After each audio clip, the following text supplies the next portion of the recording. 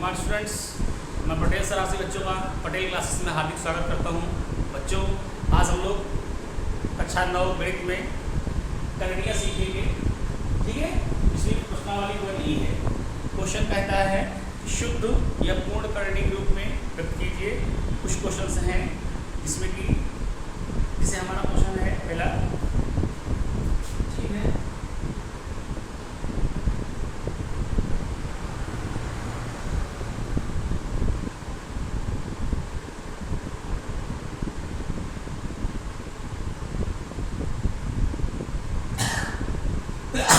Question हमारा है, पहले यहाँ पे 4 पार्ट हैं। 2/√3 रूट में 40, सेकंड आपका है 3/4 अंडर रूट में 96, थर्ड पार्ट आपका 3 × 2√2 और फोर्थ में 5। क्वेश्चन कह रहा है बेटा इनको आपको क्या करना है, शुद्ध करणी के रूप में व्यक्त करना है। ध्यान रखिएगा, थोड़ा सा पहले देखते हैं। आपको बताइए चिन्ह द्वारा करणी चिन्ह होता है या इसे लोग स्क्वायर रूट बोलते हो, रूट बोलते हो। यहाँ 2 होता है, इसका होता है इसलिए बोलते हैं स्क्वायर रूट। अच्छा, यहाँ पर मैं लिखता हूँ, यहाँ पर है a, मैं यहाँ पर n लिख दे रहा हूँ, यहाँ पर b। तो आप बताइए कि जो यहाँ पर जो है ये n है, इसे क्या कहते हैं? जो ये b है इसका नाम क्या होता है? जो ये a है इसका नाम क्या होता है? ध्यान रखिएगा, ये होता है ना साथ में, इसके बगल में होता है, इसे बोलते हैं करणी गुणांक। करणी गुणांक, ठीक है। उसके बाद जो यहाँ पर ये होता है इसे बोलते हैं करणी घात। करणी घात ये क्या होता है? करणी गुणांक।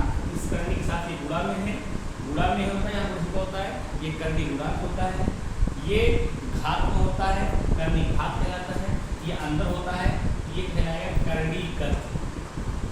करणी गत, क्लियर है? इसका नाम करणी गुणांक, ठीक।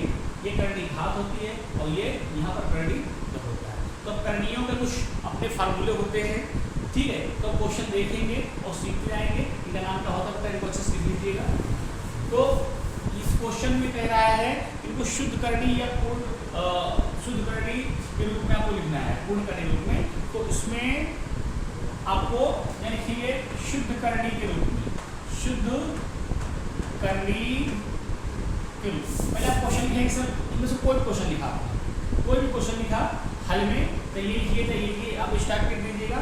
यहाँ पर लिखेंगे, उसके बाद लिखेंगे शुद्ध करणी के रूप में, शुद्ध करणी के रूप में।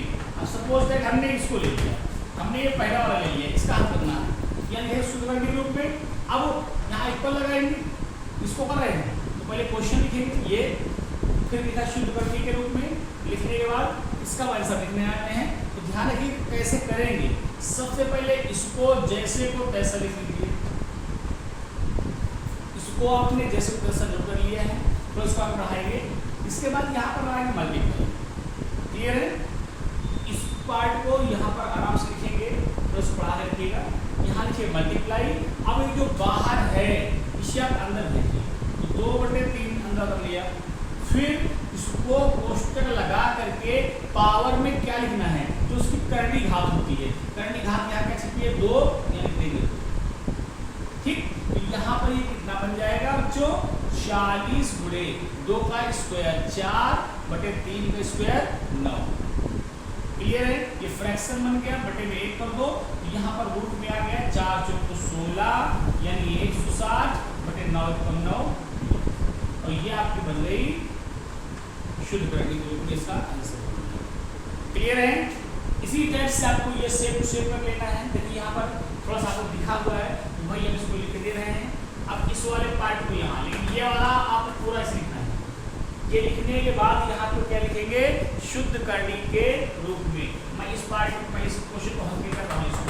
तो अब यहाँ इक्वल लगाएंगे, फिर मैंने क्या बोला था, मल्टीप्लाई के इधर इतने पार्ट को जैसे को तैसा लिखना होता है, तो ध्यान रखिएगा बेटा, भूलना नहीं।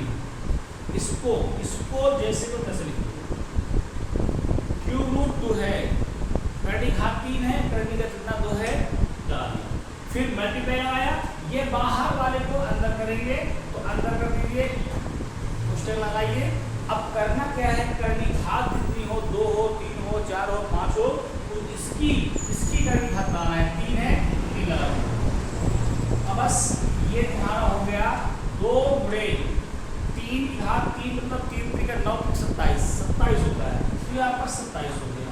27 दूनी 54, यानी क्यूब रूट आपका ये 54, ये आपका आंसर हो जाता है। सिंपल, बिल्कुल आराम से इसको कर लेंगे। 2 मिनट करते हो, ये क्वेश्चन नंबर पहला आपको बेहतरीन तरीके से समझ में आ गया होगा।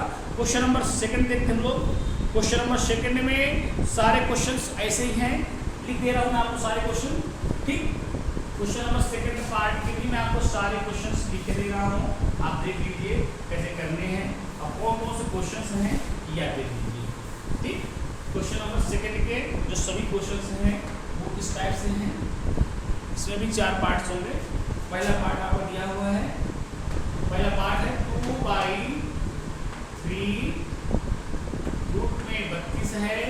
सेकंड पार्ट आपका क्यूब रूट 4 रूट 5 है, और थर्ड आपका 3/4 रूट में 8 है, और 4 नंबर आपका m cube into 6 root m cube.